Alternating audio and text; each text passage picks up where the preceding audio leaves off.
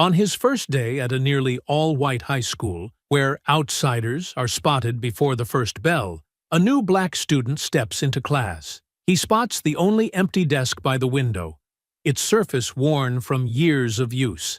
Before he can reach it, bullies in Letterman jackets block his path, shove the chair aside, and smirk for their audience. They have no idea his father is a Mafia boss.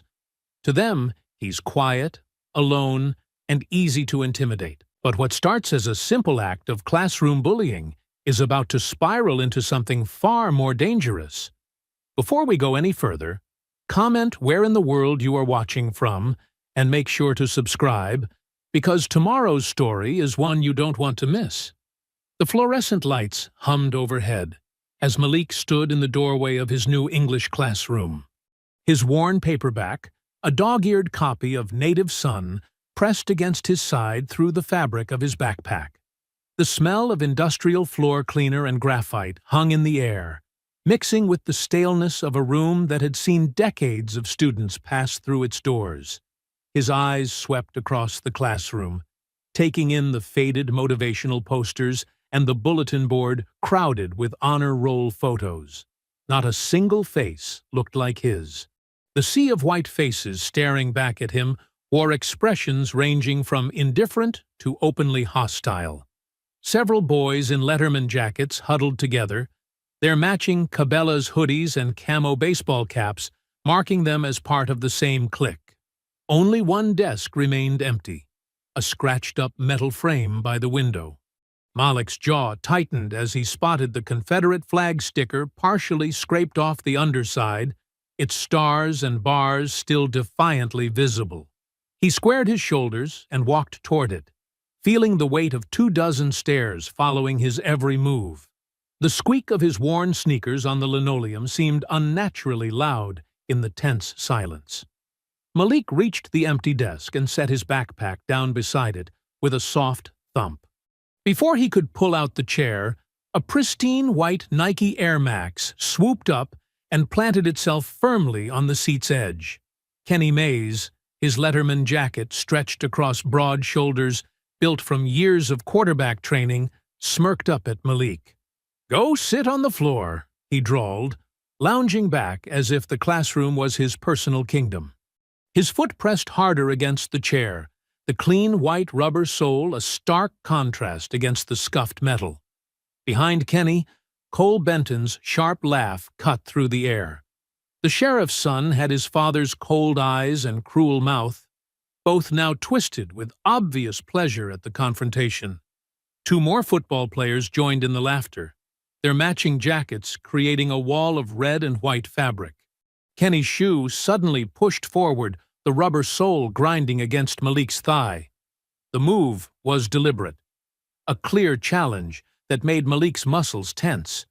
He could feel the familiar pre-fight energy coursing through his veins, the same electricity he knew from countless sparring matches in the church basement gym. "This is a public school," Malik said, his voice low but firm. "I'll sit where I want." Kenny's smirk widened, showing too many teeth. "Not that one," he replied, voice dripping with false politeness. "It's reserved." "Yeah," Cole chimed in, his words sharp as broken glass.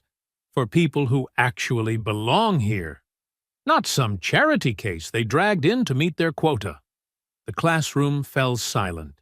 Even the usual whispers and rustling of papers stopped. At her desk, Ms. Avery froze mid-roll call, her red pen hovering above the attendance sheet as uncertainty flickered across her face. From the corner of his eye, Malik noticed Rosa Vega, the yearbook photographer, slowly raising her phone just enough to capture the scene without drawing attention. "Guess they'll let anyone in these days," Kenny continued, his voice growing louder with each word. "Even if they don't know their place." The racial undertone was clear as day. Cole leaned forward, emboldened by Kenny's lead. "Better learn quick, though. Some things around here are just tradition." He emphasized the last word with a meaningful glance at the Confederate flag sticker. Malik's hands curled into loose fists at his sides, his boxing training evident in how he subtly shifted his weight to the balls of his feet. The morning sun streaming through the window caught the dust motes swirling in the air, creating an almost dreamlike atmosphere that contrasted sharply with the very real tension building in the room.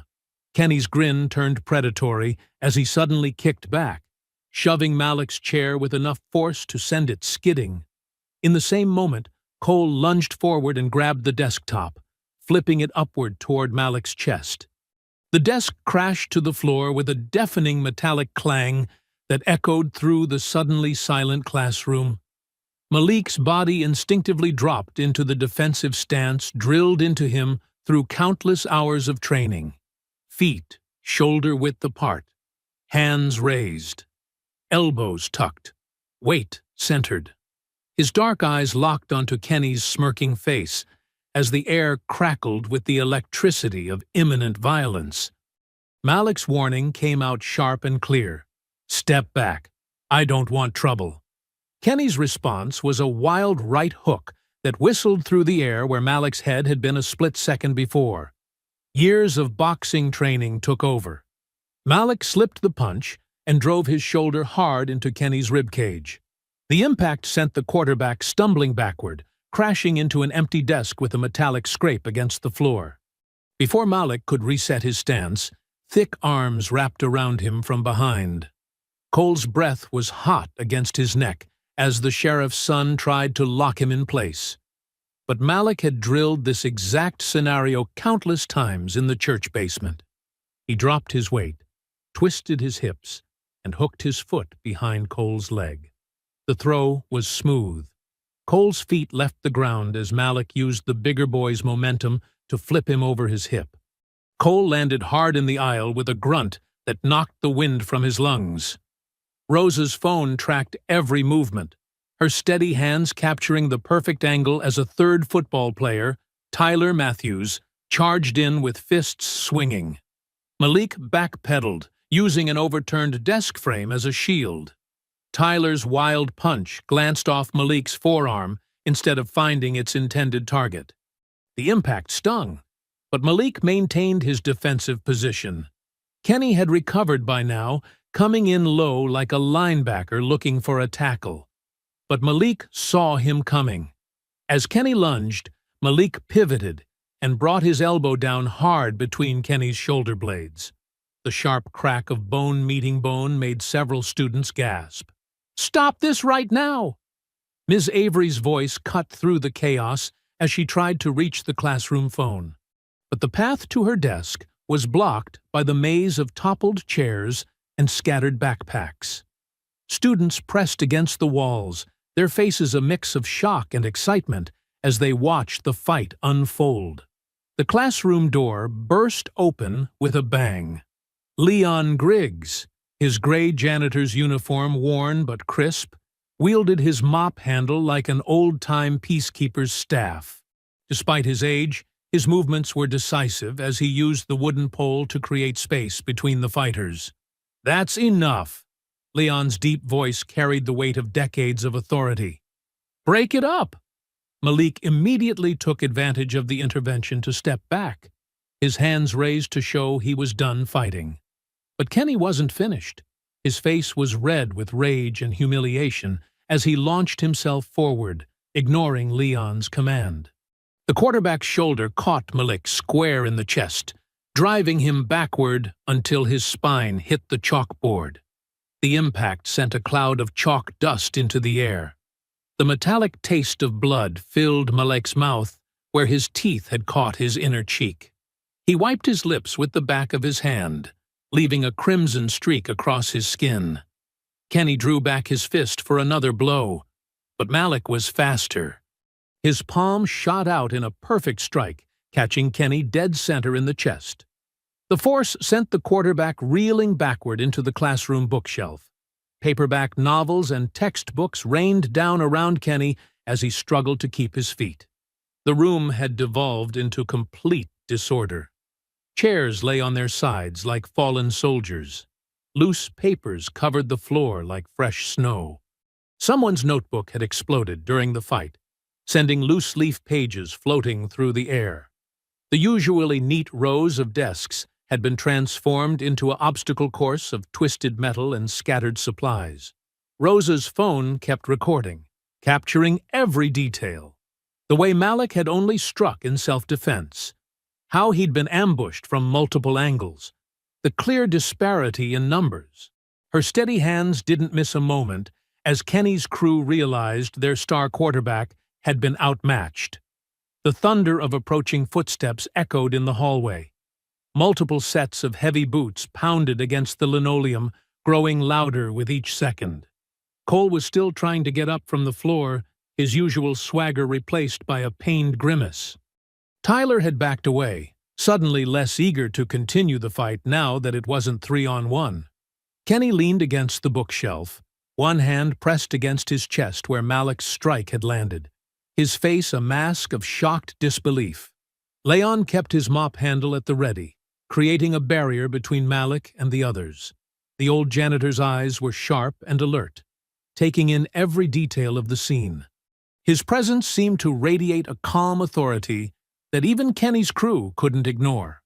Through it all, Malik maintained his boxer's stance, balanced and ready, but not aggressive. His breath came in controlled bursts, just like his trainers had taught him. The chalk dust settling around him caught the morning sunlight, creating an almost ethereal effect in the destroyed classroom. The classroom door banged open as Vice Principal Wexler charged in, his tie askew and face flushed. Two burly security officers flanked him, their uniforms stretched tight across broad shoulders. The fluorescent lights caught their silver badges as they moved into the chaos. "Everyone freeze!" Wexler's voice cracked like a whip. "Back to your seats, now!" Malik kept his hands visible, breathing hard through his nose. His jaw throbbed where he'd bitten his cheek, and his white collar was torn and speckled with blood. Across the room, Kenny struggled to his feet, still holding his ribs where Malik's shoulder had connected. His trademark smirk had vanished, replaced by a venomous glare. "Mr. Carter, Mr. Mays, opposite corners," one of the officers ordered, moving between them. "The rest of you, clean up this mess and sit down." Students scrambled to right overturned desks and gather scattered papers. The tension in the room remained electric as Kenny's football teammates helped him into a chair. Cole was still moving stiffly from his fall, his usual swagger replaced by a pronounced limp. "What happened here?" Wexler demanded, his eyes sweeping the destruction. Before anyone could answer, Ms. Avery stepped forward. "Sir, Kenny and Cole prevented Malik from sitting at an open desk. They provoked—" "I want to hear from the students involved." Wexler cut her off. "Carter, Mays, nurse's office, then my office. The rest of you stay put until statements are taken." Rosa tucked her phone away, her fingers already flying across the screen as she uploaded the video. She caught Malik's eye and gave a subtle nod. He understood. She had captured everything. The walk to the nurse's office was tense, with security keeping Malik and Kenny separated. The nurse, Mrs. Chen, clucked her tongue as she examined them. She dabbed antiseptic on Malik's split lip and checked Kenny's ribs for bruising, noting everything in her medical log with careful precision. "Nothing broken," she announced finally. "But there'll be some impressive bruises tomorrow." Malik sat in one of the hard plastic chairs outside Wexler's office, listening to the muffled voices inside. His phone buzzed constantly in his pocket, messages from other students sharing Rosa's live stream link. He sneaked a peek at the comments while the secretary wasn't looking. "Kenny threw first." Clear as day. New kid was defending himself. Those guys have been pulling this stuff forever. About time someone stood up to them. The support was unexpected. Malik had figured he'd be automatically cast as the aggressor, but Rosa's video told the true story. Every angle showed him trying to de-escalate until he had no choice but to defend himself. When Wexler finally called him in, the vice principal's face was tight with frustration. Kenny sat sullenly in one chair, holding an ice pack to his chest. Cole occupied another, refusing to meet anyone's eyes. Given the circumstances, Wexler said carefully, and the video evidence circulating online, Mr. Mays and Mr. Benton will be suspended for 3 days pending further review. Mr. Carter, consider this a warning. Violence of any kind is not tolerated at Grantham High. Malik wanted to argue that he hadn't started anything, but he kept quiet. He recognized a partial victory when he saw one. As he left the office, Ms. Avery was waiting in the hallway. She pressed a blank incident report form into his hands. "Fill this out while everything's fresh in your mind," she said quietly. "Be detailed. I saw what happened, and I'll back your account completely." Malik nodded, grateful for her support. As he tucked the form into his backpack, Leon appeared beside him, mop in hand. The old janitor's eyes were kind but fierce. "I saw it all, son," he said in his deep, measured voice. "They picked the wrong kid today. Don't you worry about what comes next." The morning sun streamed through the front doors of Grantham High as Malik pushed them open. His mother's sensible sedan idled in the pickup lane, and he could see Darlene's worried face through the windshield. His victories felt fragile. Kenny's suspension, Rosa's video, the support of Ms. Avery and Leon. But they were victories nonetheless. Students whispered and pointed as he walked past, some offering subtle nods of respect. His phone buzzed again with more notifications as Rosa's video continued to spread through the town's social media. The truth was out there now, undeniable and raw. Every step toward his mother's car felt lighter than the last. He had refused to back down, refused to be bullied. And for now, at least, the system had been forced to acknowledge the truth. It wasn't justice exactly, but it was a start. Darlene's knuckles were white on the steering wheel as she drove Malik home.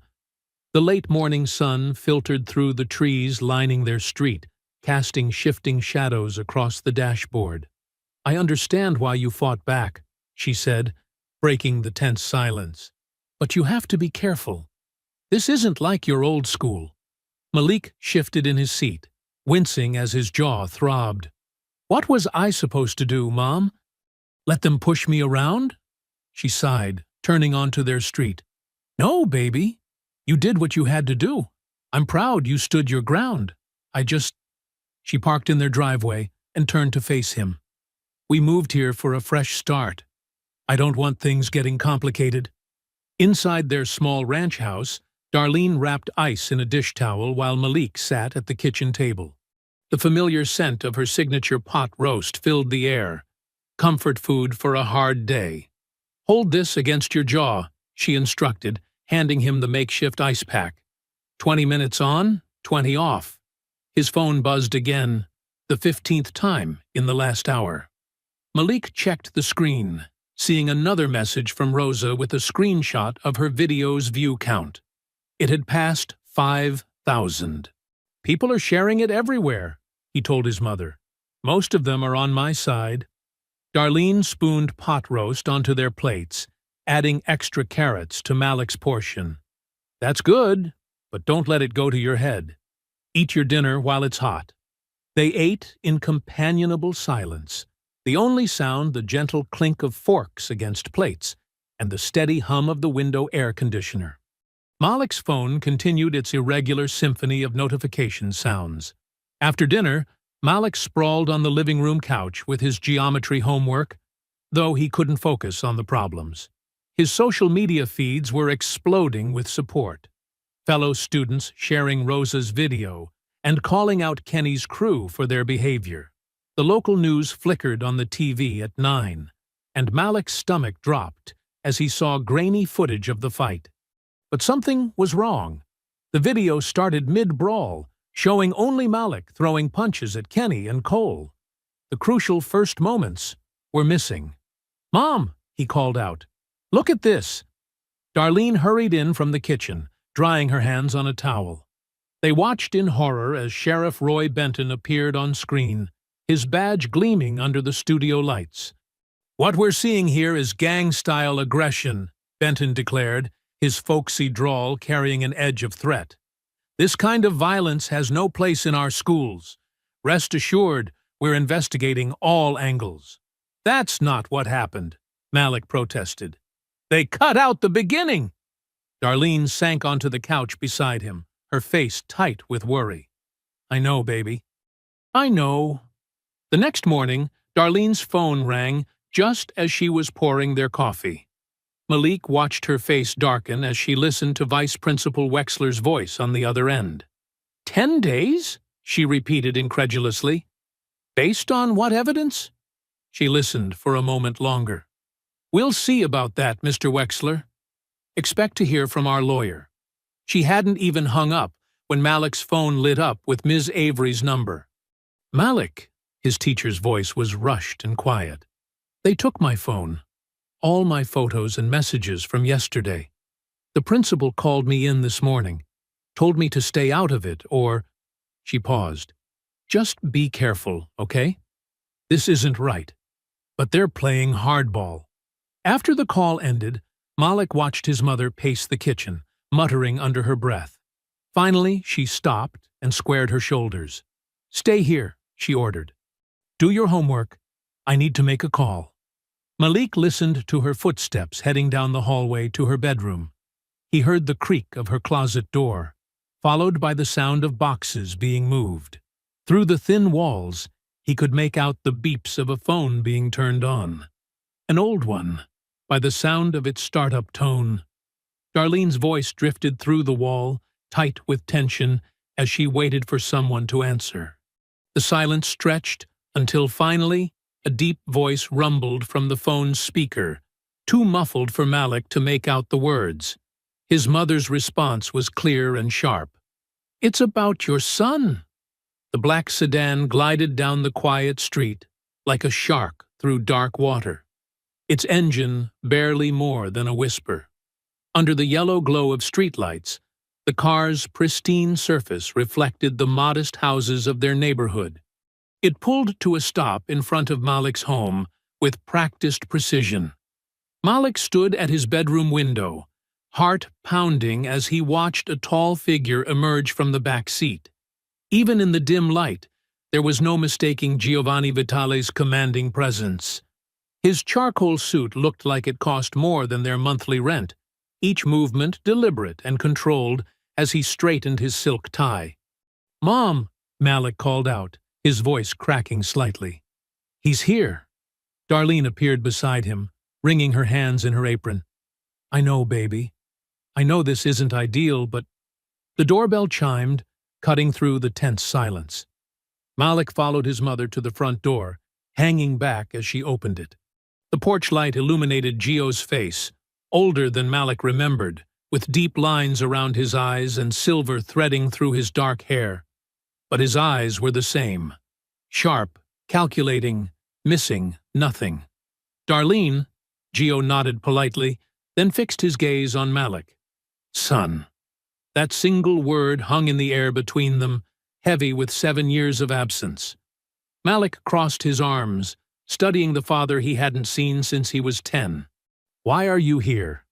"May I come in?" Gio asked, directing the question to Darlene. She stepped aside, allowing him to enter their modest living room. His presence seemed to fill the space, making their furniture look smaller, shabbier. "I saw the footage," Gio said, turning to face Malik. "Both versions, the real one and their hack job." His voice carried a hint of an accent, smooth as aged whiskey. "You handled yourself well. Clean defense, controlled strikes. Where did you learn to fight like that?" "Church basement gym," Malik answered stiffly. "Father Mike teaches boxing." A ghost of a smile touched Gio's lips. "Good man, teaching you control. You won that fight. Now we make it stick." Darlene stepped forward. "Malik, I know this is complicated, but Sheriff Benton has too much power here. He's trying to paint you as some kind of thug, and the school board is falling in line." She looked at Gio. "Your father has resources, connections.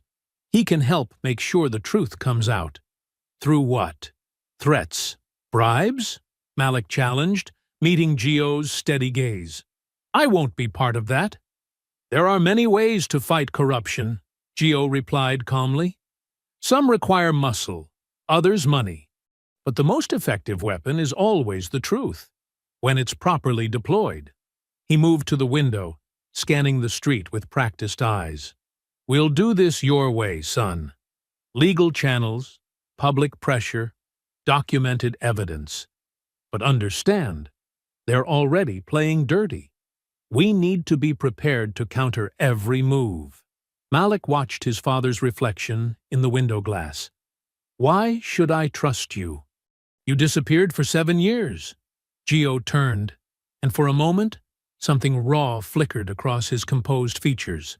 Because, despite my business, I have a code. Family comes first. And what they're doing to you, trying to destroy your future over a desk? His hand clenched briefly. That demands a response. I don't want violence, Malik insisted. No violence, Gio agreed, but they need to learn that actions have consequences. Legal, public consequences that can't be brushed under the rug. Darlene touched Malik's shoulder. Baby, it's late. You should try to get some sleep. We can figure out the details tomorrow.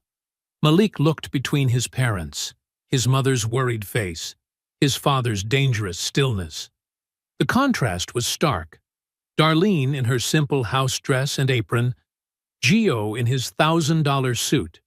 Yet both wore the same expression of fierce protection. Fine, Malik said finally. But we do this right. No shortcuts, no threats. I want the truth to come out. All of it. The truth will be your shield, Gio promised. And their noose. As Malik headed down the hallway to his room, he heard his parents speaking in low voices. He paused at his door, looking back. Gio stood at the living room window, his silhouette sharp against the glass. His father's stillness reminded Malik of the moments before a boxing match. That dangerous calm before explosive action. Through the partially open door, he watched Gio scan the darkness outside with the practiced eyes of a predator, one hand resting lightly on the window frame. In the glass reflection, Malik could see his father's expression, cold, focused, promising silent retribution to anyone who would dare harm his son. The morning sun streamed through the kitchen windows as Malik spread his notebooks across the breakfast table. His mother had made French toast, but it sat barely touched as he outlined his plan to Gio, who listened intently while sipping black coffee. First, we file Freedom of Information requests, Malik explained, tapping his pen against the paper. For the security footage, incident reports, everything. They can't legally hide that stuff. Gio set down his coffee cup with careful precision. Legal channels are slow, son. While we wait, they'll be busy building their story. Then we get the parents involved, Malik continued. Rosa says her live stream had hundreds of comments supporting me. People are already mad about how the sheriff's office twisted things. Public pressure has value, Gio acknowledged, straightening his silk tie. But someone gave that edited footage to the news. Someone who knows how to bury inconvenient truths. Darlene placed more French toast on the table, her movements anxious. Maybe both approaches could work together. Gio's eyes narrowed thoughtfully. The person who doctored that video, they'll have connections, patterns. One conversation with them could save weeks of paperwork. You mean threaten them, Malik said flatly. I mean persuade them to reconsider their loyalty to Sheriff Benton, Gio corrected. People like that respond to pressure points. No, Malik's voice was firm. We do this clean. If we fight dirty, we're no better than them. A small smile touched Gio's lips. You sound like your mother. He leaned forward, his presence filling the small kitchen. But consider this. While you rally public support, I can gather information through my channels. No threats, no violence, just strategic conversations. Malik studied his father's face, searching for deception. You'll stay in the background? Like a shadow, Gio promised. You lead the charge. I'll be your insurance policy. After breakfast, Malik met Ms. Avery and Rosa at the Daily Grind, a coffee shop far enough from school to avoid unwanted attention. The place smelled of roasted beans and cinnamon, with local art covering exposed brick walls. Ms. Avery looked tired, dark circles under her eyes. She glanced around before pulling a manila envelope from her bag. I probably shouldn't be showing you these, she said quietly, but you need to know what you're up against. Rosa leaned in as Malik opened the envelope. Inside were printed emails between Superintendent Hayes, Principal Wexler, and someone named Caleb Halford. Malik's eyes widened as he read. They're talking about using incidents to push for charter conversion, Ms. Avery explained. Halford's a developer. He's been buying up property around town. Look at this. Rosa pointed to one email. Security concerns could fast-track the process. They were waiting for something like this to happen. Malik's hands tightened on the papers. They planned this? Maybe not specifically, Ms. Avery said, but they were ready to use whatever happened. The bell above the shop door chimed. Leon Griggs shuffled in, his janitor's keys jingling softly at his hip. He ordered a coffee, then made his way to their table with deliberate casualness. Thought I might find you here, he said quietly, settling into an empty chair. His aged eyes held decades of witnessed injustice. There's something you should know about those security cameras. Malik leaned forward. What about them? Sheriff's deputies come by sometimes, before games or rallies. They check the angles, adjust things. Leon's weathered hands wrapped around his coffee cup. Always seemed odd to me. So I started keeping track of when they'd visit, and what happened after. And, Rosa prompted, fights break out in those spots. Like clockwork. Leon's voice was barely above a whisper. But the cameras never quite catch how they start. Malik thought of the edited footage that made him look like the aggressor. They're rigging the system. Been that way since before you were born, Leon said. Different faces. Same game. They spent another hour reviewing the emails, making notes, building their case. Ms. Avery marked key passages that showed the pattern. Rosa researched Halford's other development projects, finding a trail of suspicious school conversions. When they finally packed up to leave, Malik felt energized despite the weight of what they'd learned. He had evidence now, real proof of corruption. His father's connections wouldn't be necessary after all. Outside, the afternoon sun cast long shadows across the parking lot. Malik shouldered his backpack, mind already racing with next steps. A patrol car crept past the coffee shop, moving slower than normal traffic. Through the tinted window, Malik could feel the deputy's eyes following his every movement, but he kept walking, head high. The evidence in his backpack felt like it was burning a hole through the fabric. But for the first time since the fight, Malik knew he had more than just his word against theirs. He had proof, and soon everyone would see it. Back at home, Malik sat at the kitchen table, still processing everything they'd learned at the coffee shop.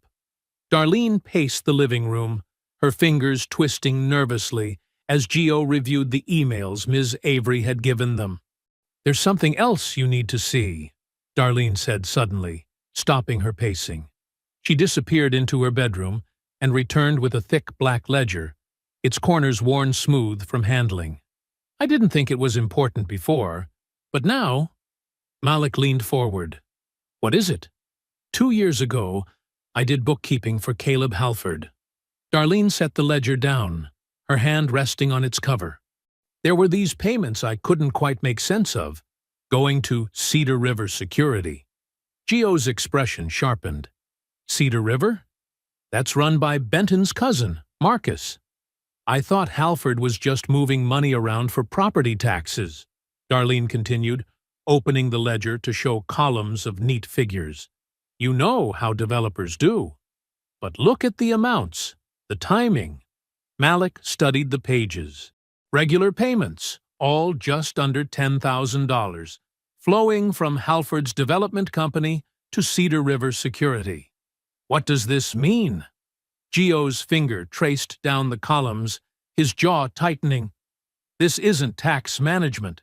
It's laundering. Clean money goes to Cedar River, comes back out dirty for bribes and payoffs. He looked up at Darlene. You kept copies? Everything's in here. She tapped the ledger. I always document everything, just in case. Malik pulled out his phone and started photographing pages. These numbers match the dates in those emails. When they started talking about security concerns at school. It's all connected, Gio said grimly. The fight wasn't random. They needed incidents, disruptions, anything to justify bringing in Cedar River Security full-time. Create enough problems, Malik pieced it together. And the state has to step in. Then Halford swoops in with his charter school proposal, Darlene added, and his hand-picked security contractor. Malik's fingers flew across his phone screen, capturing every page. We have to show people. This proves the whole thing was planned. It's not that simple, Gio cautioned, his voice low. These numbers, they're dangerous. People have disappeared for less. We can't just sit on this, Malik argued. They tried to ruin my life to push their scheme through.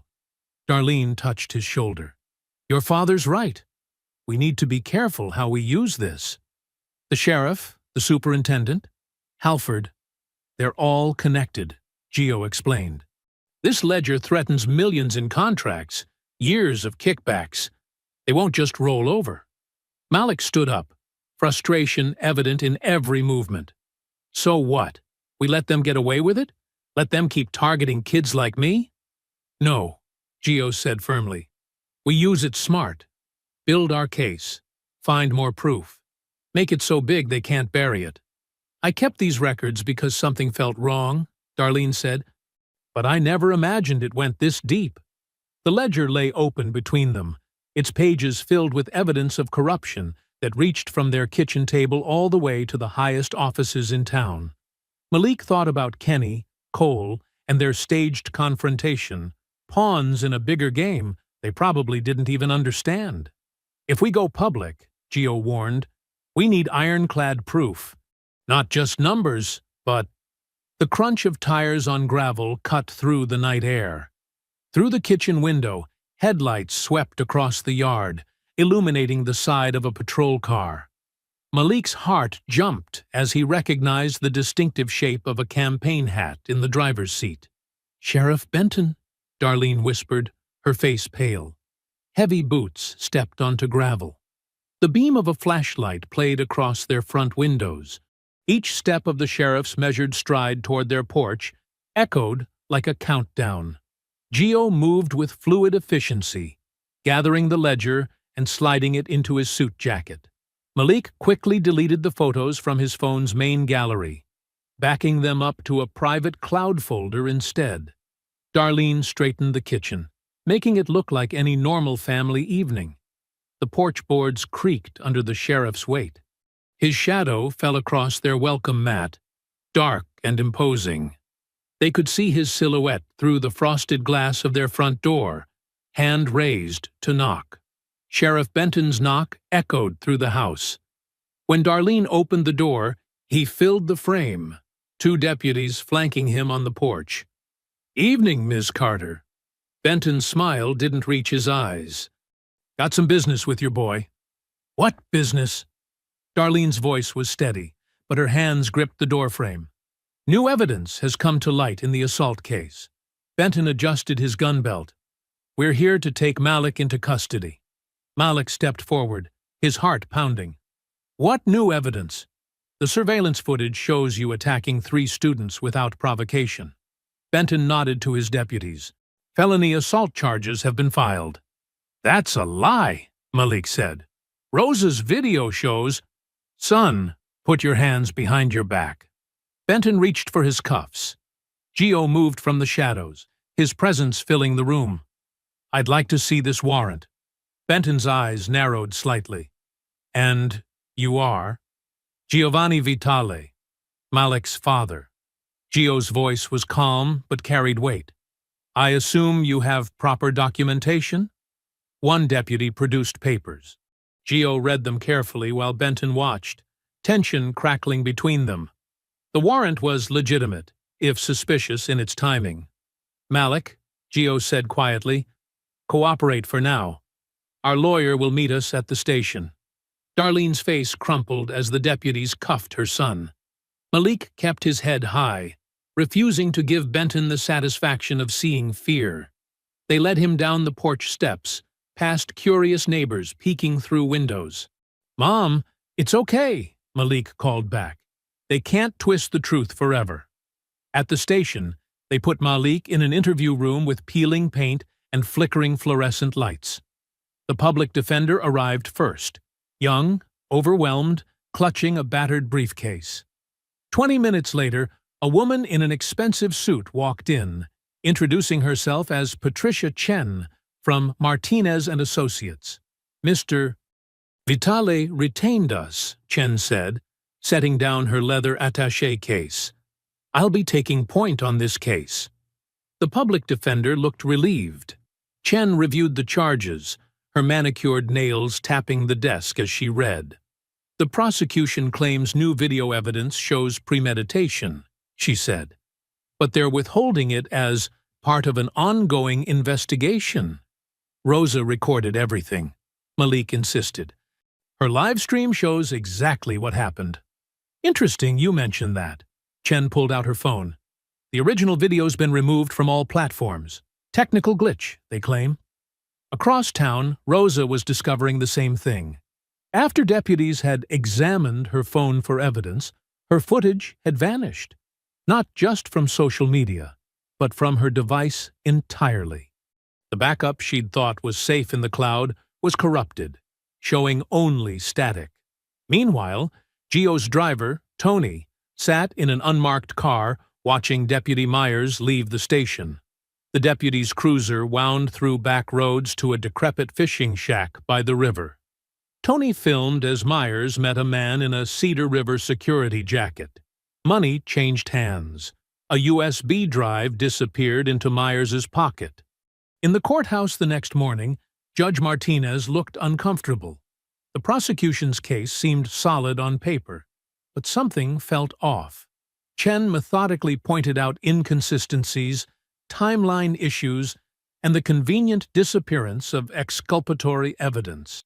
Your Honor, Chen said, the state's case relies entirely on selective editing and vanishing footage. My client has strong community ties and no prior record. We request release pending the hearing. The judge studied Malik, then glanced at Gio sitting in the gallery. Everyone knew who Vitale was, even if they couldn't prove anything. But this wasn't about the father. It was about a teenager with clean grades and legitimate questions about the evidence against him. Given the circumstances, Judge Martinez said, I'm granting release with standard conditions. But, she fixed the prosecution with a stern look, I expect full disclosure of all video evidence at the hearing. Malik walked out of the courthouse into bright sunlight. Gio waited by his car, face unreadable. From the station steps across the street, Sheriff Benton watched them, a small smile playing at his lips. He looked like a man who'd lost a skirmish but expected to win the war. They're playing a dangerous game, Gio said as Malik approached. Good thing we know how to play too, Malik replied, refusing to look at Benton's smirking face. The car door opened smoothly on expensive hinges. Before getting in, Malik squared his shoulders, letting Benton and anyone else watching see that handcuffs and holding cells hadn't broken him. They'd tried to make him small, to make him afraid. Instead, they'd just made him more determined to expose their whole corrupt system. The next afternoon, Malik, Rosa, and Ms. Avery huddled at a corner table in the public library, speaking in whispers between the towering shelves. Ms. Avery's hands trembled slightly as she wrapped them around her paper coffee cup. They called at 3 in the morning, she said, her voice tight. Said they knew where I lived. where my mother lived in Florida. Said teachers who can't keep quiet end up without jobs, or worse. Rosa leaned forward, her dark eyes flashing with anger. We need to report this. To who? Malik asked. The sheriff's department? Ms. Avery shook her head. I filed a complaint online with the state police, but honestly, I'm scared. She pulled out her phone, showing them a string of text messages from blocked numbers. Each one was more threatening than the last. You could stay with us, Malik offered. My mom wouldn't mind. I appreciate that, but I can't let them drive me from my home. Ms. Avery straightened her shoulders. We need to focus on getting the truth out. I've been documenting everything. A commotion near the front desk interrupted them. The librarian was answering her phone, her face growing pale. What? When? She turned toward their table. Ms. Avery. Your house? There's a fire. They raced outside. Smoke was visible rising above the trees just a few blocks away. Ms. Avery's legs gave out. Malik and Rosa caught her arms, helping her into Rosa's old Honda. They sped through the quiet streets, Rosa taking corners too fast. When they arrived, flames were already shooting through Ms. Avery's roof. She stumbled from the car in her sensible flats, watching helplessly as firefighters battled the blaze. The heat was intense even from across the street, and the acrid smell of burning plastic filled the air. Everything, she whispered. All my lesson plans, my mother's photos, my cat. Her voice broke. A firefighter approached, leading a soot-covered orange tabby. Found this little guy hiding in the basement window well. Ms. Avery clutched her cat, tears cutting tracks through the ash that had settled on her face. Neighbors gathered on their porches, murmuring and pointing. Some brought blankets, offered spare rooms. Malik called his mother. Within minutes, Darlene's car pulled up. She took one look at Ms. Avery standing barefoot in the street with her smoke-smelling cat and said, You're staying with us. No arguments. Back at their house, while Ms. Avery showered and borrowed clean clothes, Malik and Darlene went to check the ledgers.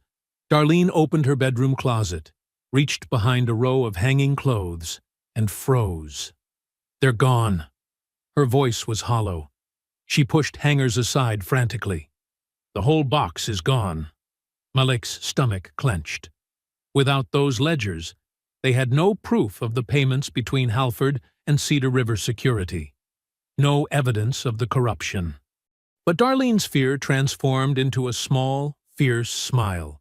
She went to her dresser, opened her jewelry box, and removed a false bottom. From the hidden compartment, she pulled out a tiny thumb drive. I didn't trust paper, she said. Not after working for Halford. I photographed every page the day after I quit 3 years ago. High-resolution shots of every transaction, every note in the margins. Malik took the drive, turning it over in his hands. It was smaller than his thumb, but it held enough evidence to expose years of kickbacks and fraud. He slipped it into his pocket, patting it to make sure it was secure. Moving to the window, he peered through a gap in the curtains. A dark sedan was parked halfway down the block, its engine running.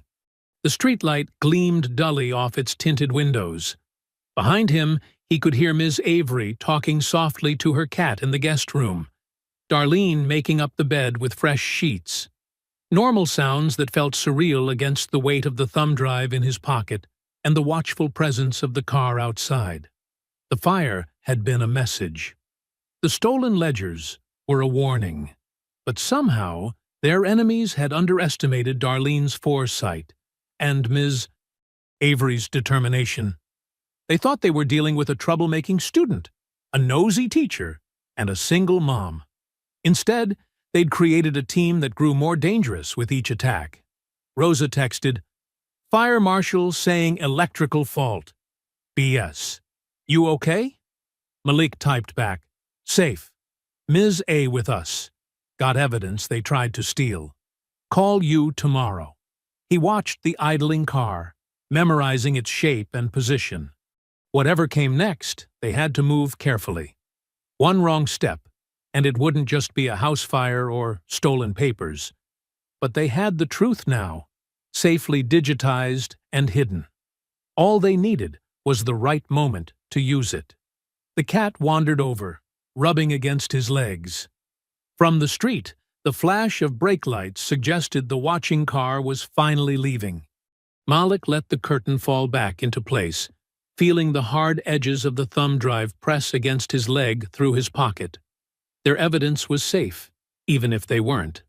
In the kitchen, Darlene was making tea, the familiar routine a thin cover for her tension. Ms. Avery sat at the table, her wet hair wrapped in a towel, looking small in borrowed clothes, but her eyes were steel when she looked up at Malik. "They think they can scare us into silence," she said quietly. "They have no idea who they're dealing with." Rosa burst through the front door early the next morning, her backpack stuffed with papers and her laptop balanced precariously on top. Her dark hair was messy from the wind, and she hadn't even bothered with her usual camera gear.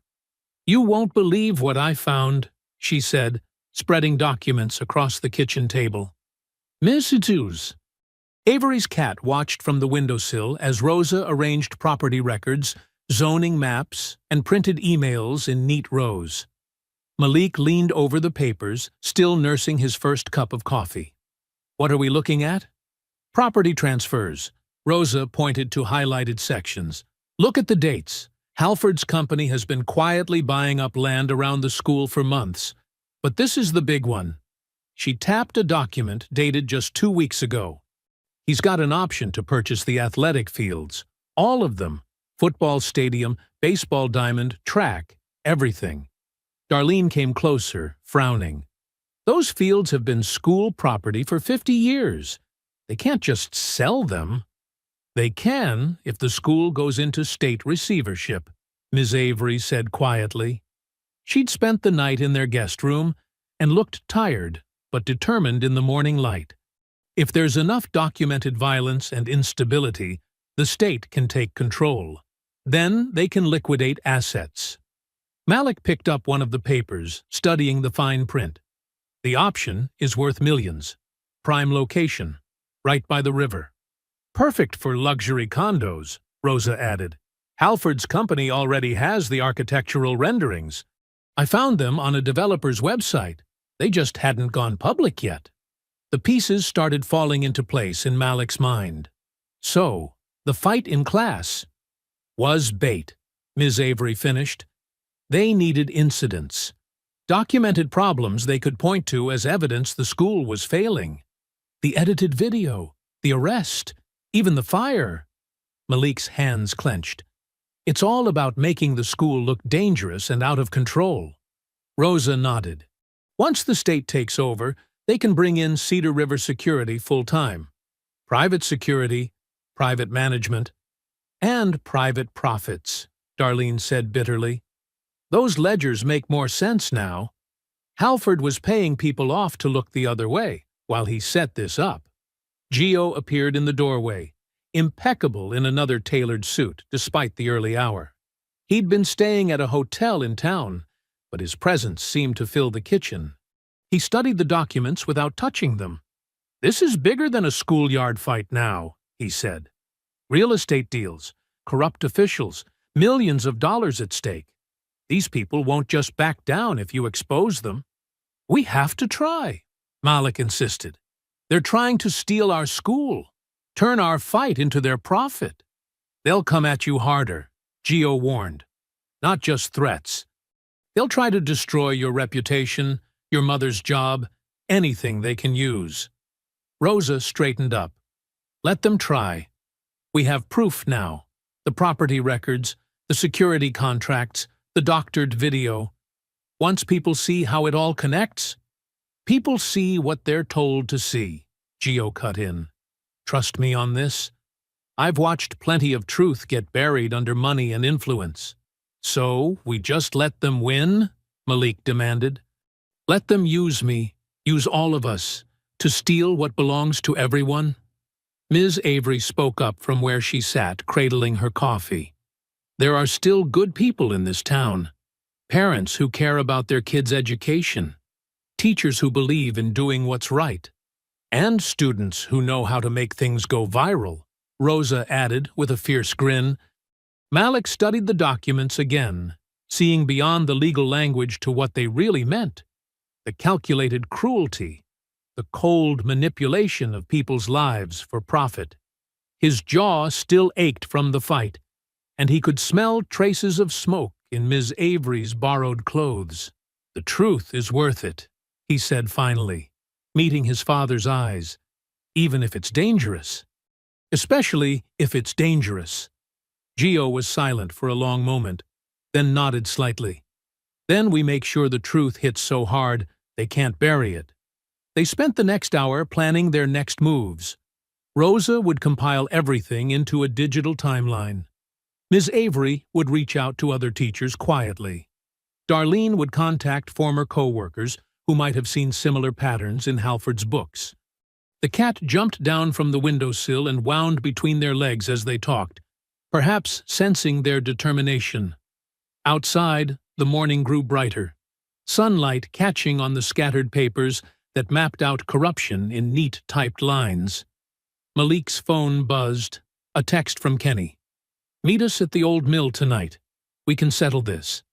He frowned at the screen, reading the message twice. The abandoned paper mill was on the edge of town, empty except for rats and rusted machinery.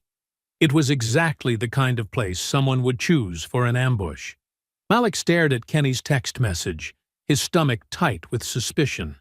He showed it to Rosa, who was still organizing documents on the table. "I'm going," he said, "but I need you to keep your phone on. Be ready."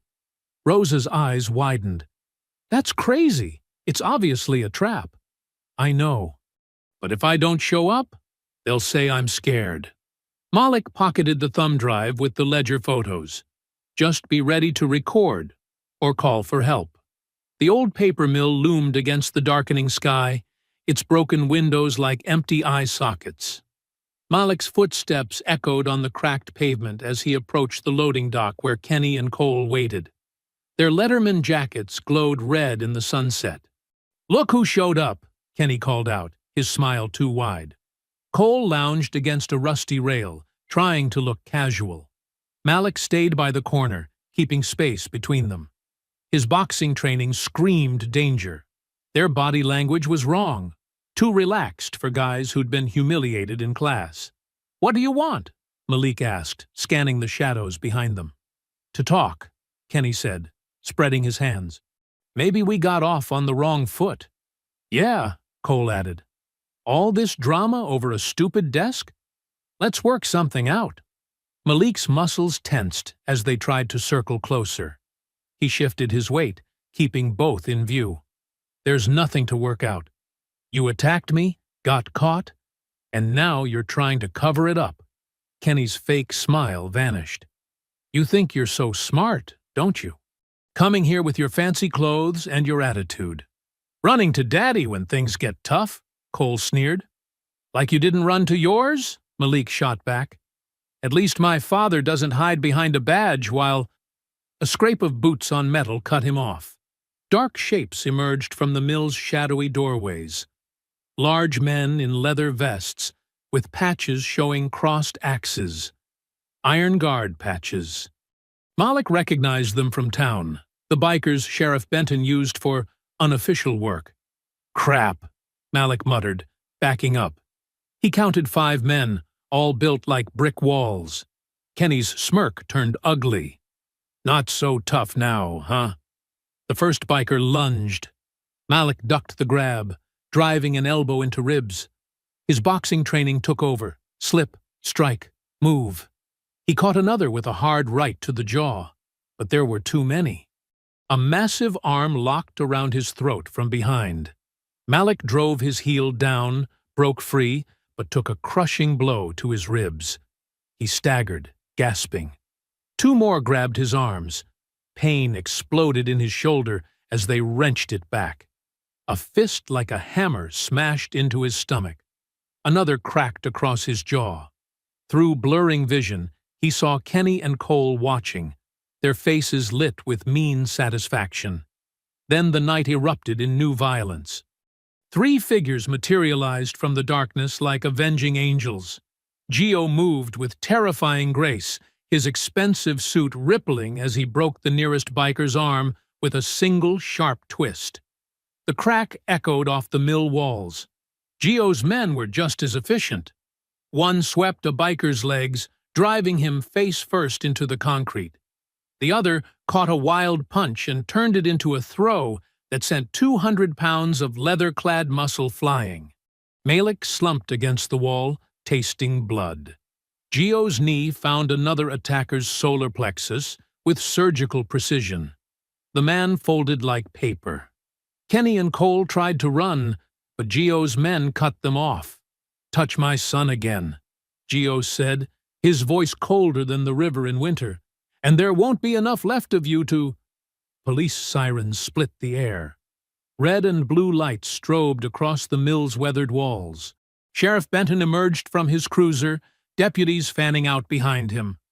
"Well, well," Benton drawled, taking in the scene with obvious satisfaction. "Looks like we caught ourselves a mobster threatening minors." "They jumped my son," Gio said quietly. "That's not how these fine citizens tell it." Benton nodded to the bikers picking themselves up.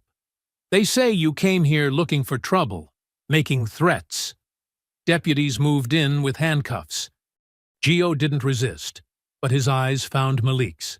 A silent message passed between them. "Stay strong, stay smart. Giovanni Vitale, you're under arrest for witness intimidation and aggravated assault," Benton announced, loud enough for the gathering crowd of deputies to hear. "Get him out of here!" They led Gio to a cruiser. Kenny and Cole smirked from behind Benton's bulk. The bikers melted away into the shadows, their job done. Malik stayed where he'd fallen, ribs screaming with each breath. No one offered to help him up. No one called an ambulance. Benton looked down at him with cold satisfaction. "Looks like you took quite a fall there, boy," the sheriff said. "Should be more careful where you walk at night." The cruiser's taillights receded into the darkness, taking Gio away. Malik pressed his hand against his throbbing ribs, feeling blood trickle down his chin. The mill loomed silent above him, witness to another injustice in a town full of them. Malik winced as Darlene pressed the cold washcloth against his swollen jaw. They sat at their kitchen table, the first aid kit spread out between them. Every breath sent sharp pains through his ribs. "Hold still," Darlene said, dabbing antiseptic on a cut above his eye. Her hands trembled slightly. "These could have used stitches." "I'm okay, Mom." Malik tried to smile, but stopped when it hurt too much. Rosa sat across from them, her phone propped against a coffee mug. She pressed play, and Kenny's voice filled the kitchen. "To talk. Maybe we got off on the wrong foot." The whole ambush had been captured in crystal-clear audio. The sounds of footsteps, the bikers emerging, the violence, it was all there. Even Kenny and Cole's commentary as Malik was beaten. "I hid behind the loading dock as soon as I saw you heading in," Rosa explained. "Knew something wasn't right." Darlene's jaw tightened as she listened to the recording. "Those animals," she whispered. "And that sheriff, arresting Gio instead of them." "They planned it perfectly," Malik said. "Set up the trap, had the bikers ready, knew Gio would come for me." He pressed the ice pack harder against his ribs. "They wanted him arrested. Now they can paint him as the violent one." A soft knock at the back door made them all jump. It was Leon, still in his janitor's uniform despite the late hour. He stepped into the kitchen, his weathered face creasing with concern when he saw Malik's injuries. "Lord have mercy," he muttered. "They worked you over good, didn't they?" Malik nodded carefully. "But we got proof this time. Rosa recorded everything." "That's good." Leon reached into his pocket. "But I got something better." Metal clinked as he set an ancient key ring on the table. Dozens of keys, large and small, hung from the main loop. "What are those for?" Rosa asked. Every door in Grantham High. Been carrying them 30 years. Leon's eyes held a fierce light. Including the records room, the one they think is locked tight. Malik leaned forward despite his aching body. What's in there? Everything, Leon said simply. Security footage going back 5 years. Incident reports, financial records. He tapped one key that looked older than the others. They don't know I kept copies when they switched to electronic locks. Too cheap to change the old mechanisms. The truth, Malik said softly. It's all just sitting there. Waiting for someone brave enough to show it, Leon agreed. Someone who won't back down, no matter how hard they hit him. Rosa was already typing on her phone. The school board meeting is next week. They always live stream it for parents who can't attend. She looked up, eyes bright. But I've got access to the AV setup. We could show everything. The unedited fight footage, the mill recording, whatever we find in those records. In front of the whole town, Malik said. With their cameras running. Darlene touched his bruised hand. Baby, are you sure? These people, they've shown what they're willing to do. That's exactly why we have to do it, Malik replied. They think they can beat us into staying quiet. But Mom, you taught me better than that. Leon nodded slowly. Your daddy's way would be to hit back harder. But sometimes the truth hits hardest of all. We'll need help, Rosa said. Ms. Avery, your mom's ledger photos, everything we can get. Malik's phone buzzed. A message from an unknown number. Your father says to be careful, it read.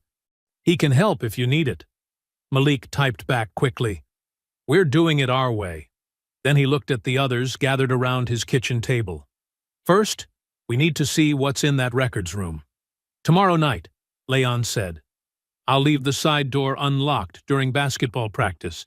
Security's always watching the gym then. Rosa held up her phone. I'll set up the live stream channel now.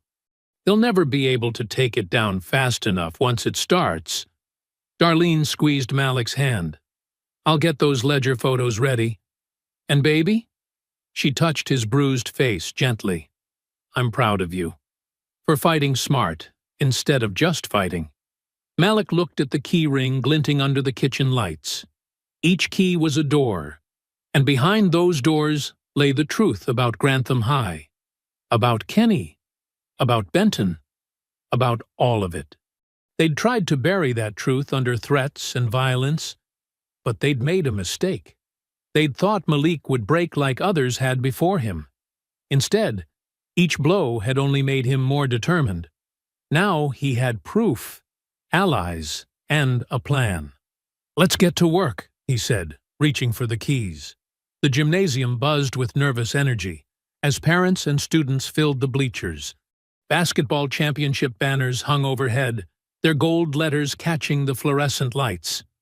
The folding chairs on the floor were packed, forcing latecomers to stand along the walls. Security guards, not Benton's usual crew, watched from the doorways. Malik sat in the front row of the bleachers, his bruises still visible but fading to yellow-green. Rosa crouched behind her laptop at the AV station, running final checks on the video feeds. 3 cameras were positioned to catch every angle of the proceedings, and her live stream setup was already pulling in viewers. Testing, she whispered into her headset. Sound levels good? She gave Malik a thumbs up when he nodded. Ms. Avery sat 2 rows back, a manila envelope clutched in her hands. Her house still smelled of smoke, but she'd worn her best blazer tonight. The emails inside that envelope traced a web of corruption from Wexler's office straight to Halford's development company. You remember what to do if they try to cut the power? Malik asked Rosa. She patted her backup battery pack. Got 3 hours of juice right here. Plus, my phone's hotspot is ready if they kill the Wi-Fi. She grinned. They can't stop the signal. Leon moved through the crowd like a shadow, nodding to former students who'd shown up after hearing rumors something big was coming. His key ring was tucked safely in his pocket. They wouldn't need it anymore. Everything they'd found in the records room was copied and ready. Darlene touched Malik's shoulder. "Just got a text from Gio's lawyer," she whispered. "He made his call. The investigator's on his way." Malik remembered visiting his father in jail yesterday. Through the glass partition, Gio had looked perfectly composed despite his orange jumpsuit. "Sometimes," he'd said, "you don't need muscle to win. You just need the right audience." The crowd's murmur dropped as Superintendent Hayes walked in, her heels clicking on the hardwood. She took her place at the center of the board table, flanked by other members in their business suits. They looked like executives about to announce layoffs, not educators discussing children's futures. Principal Wexler hurried to whisper something in Hayes's ear. She frowned, then tapped the microphone. "Due to technical difficulties, we'll be conducting tonight's meeting without the usual video stream." Rosa's fingers flew across her keyboard. "Too late," she muttered. "We're already live. 200 viewers and climbing."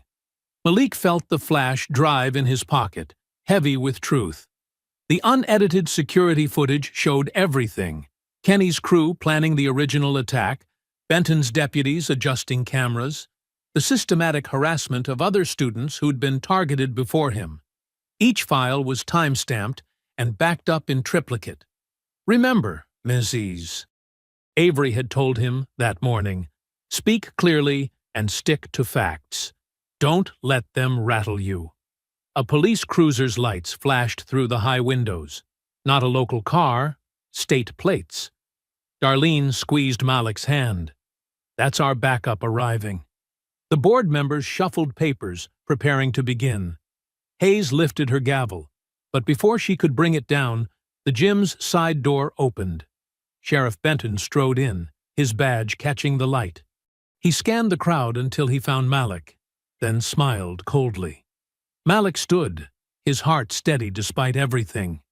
The flash drive felt warm in his palm as he walked toward the podium. Every step echoed in the sudden quiet. He passed Kenny's parents, who wouldn't meet his eyes, past Cole's empty seat. The quarterback was still hiding after the mill incident, past the local newspaper reporter who'd printed Benton's lies without question. Rosa's voice came through his earpiece. "Live stream hitting 500 viewers. Whole town's watching."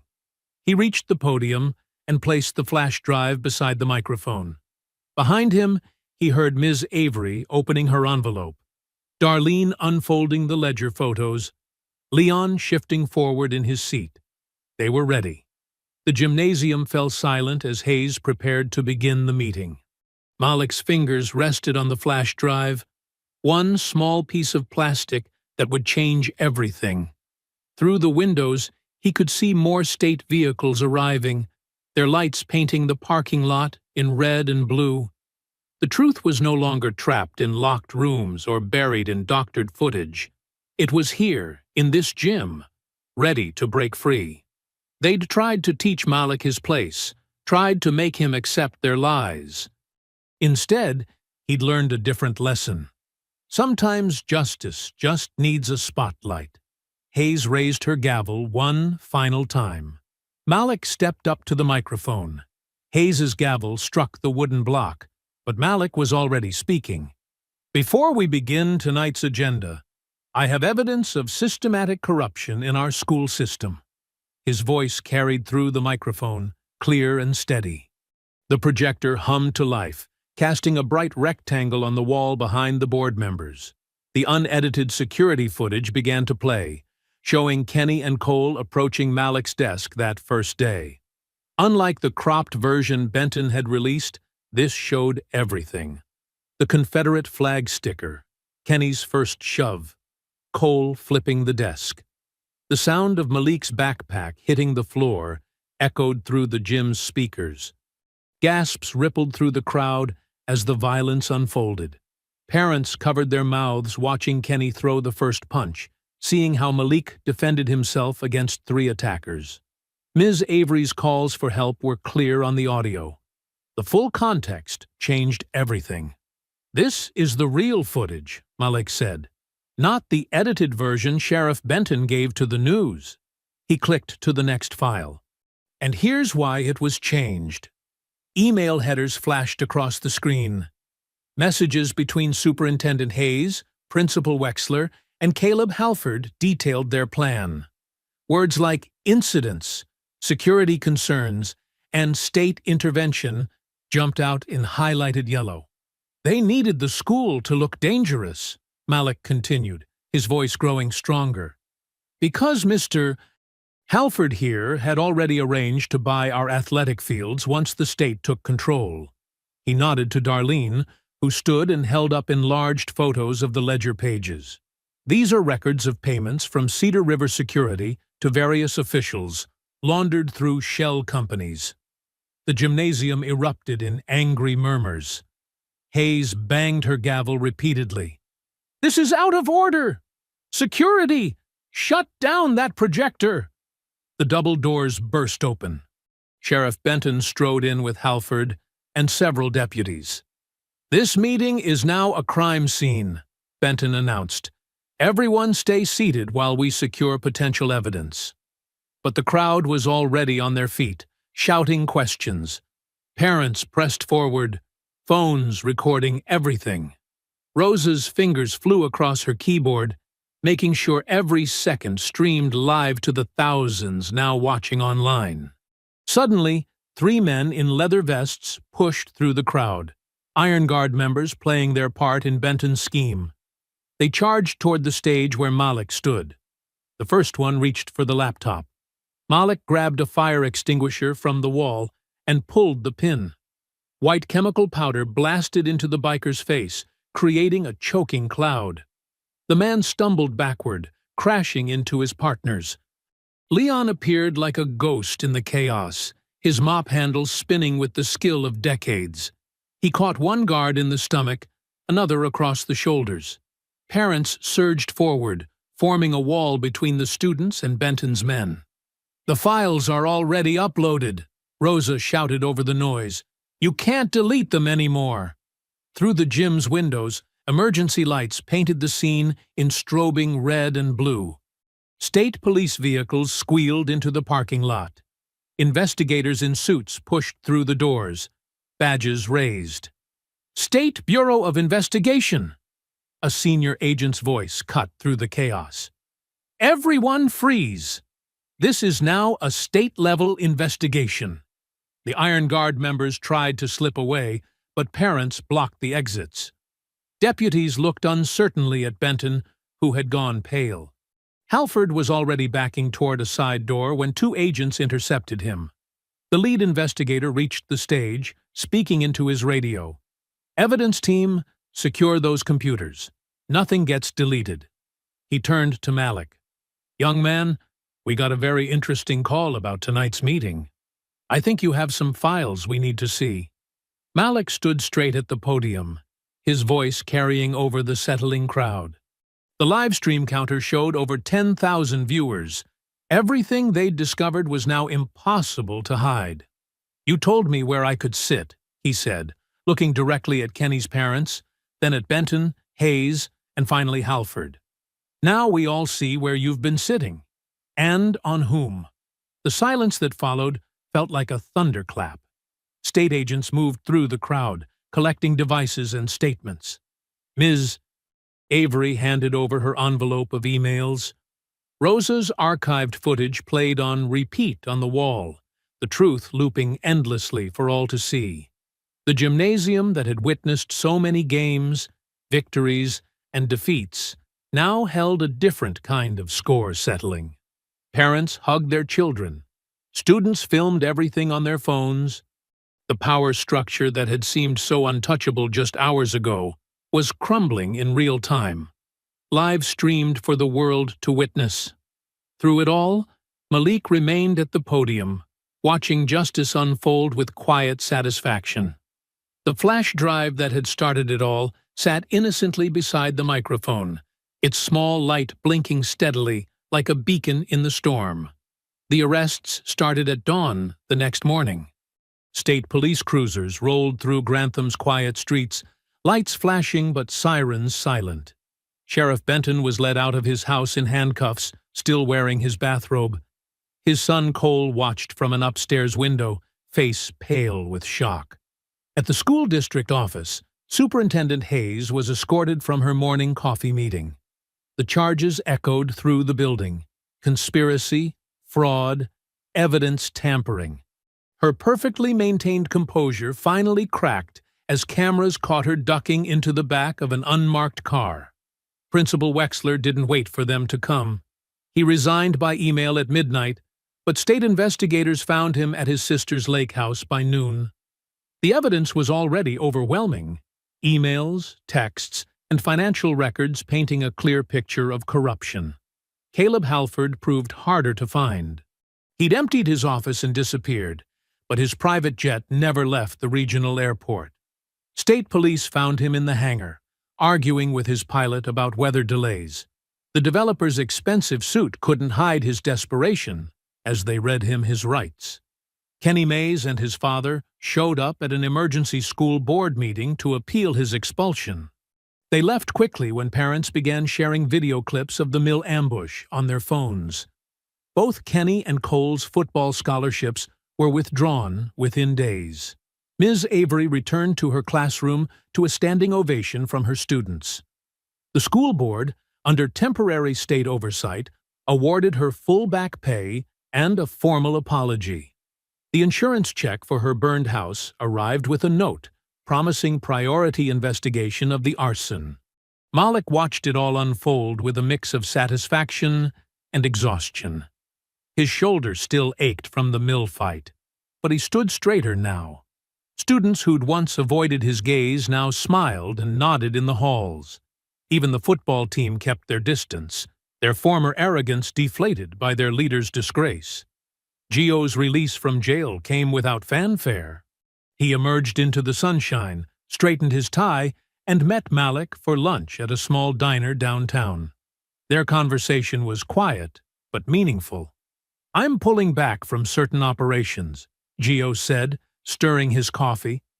"Legitimate business only from now on. Your mother was right.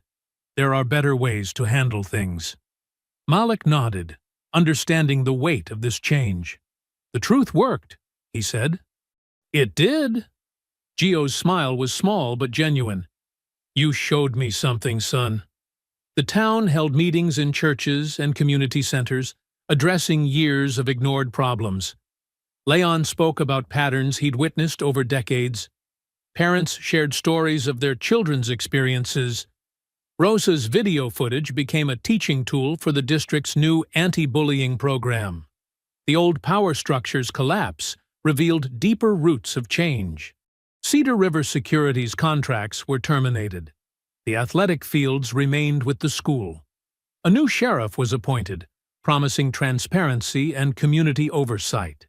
In the third-floor English classroom, the desk that had sparked everything sat empty for weeks.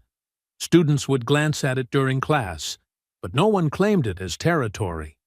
The Confederate flag sticker was gone, replaced by fresh paint and possibility.